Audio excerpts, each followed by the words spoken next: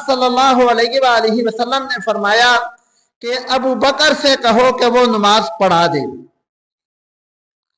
اور یہ اس کائنات کے اندر آپ صلی اللہ علیہ وآلہ وسلم کی زندگی میں پہلا موقع تھا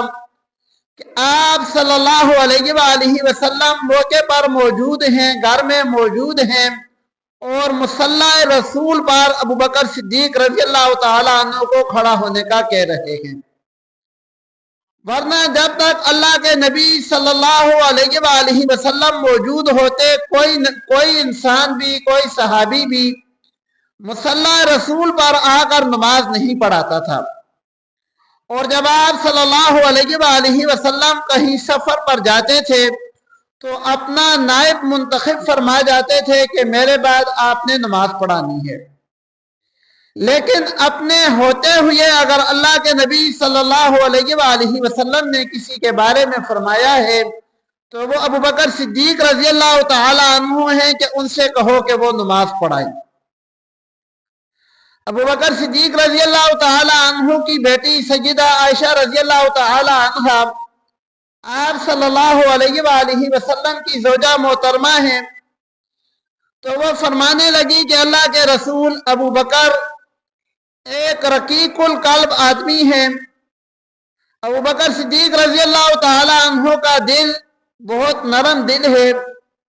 وہ یہ بات برداشت نہیں کریں گے کہ آپ کے ہوتے ہوئے آپ کے مصلی پر کھڑے ہو جائیں، ان سے یہ کام نہیں ہو پائے گا۔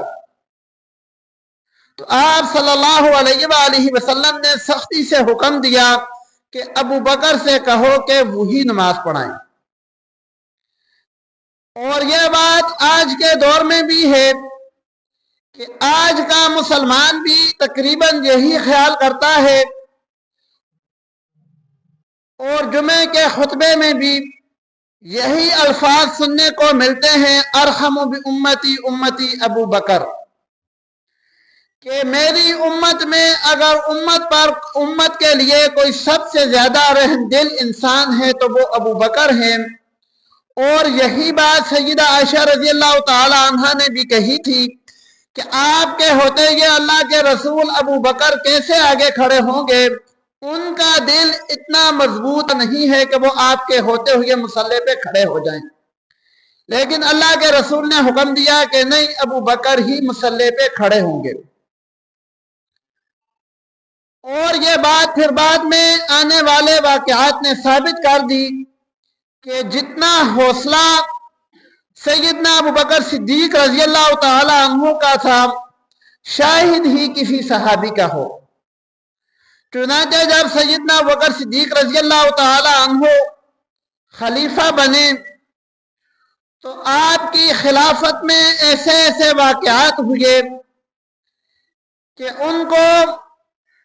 کنٹرول کرنا اور خلافت کو بچانا یہ کسی عام انسان کے بس کی بات نہیں تھی۔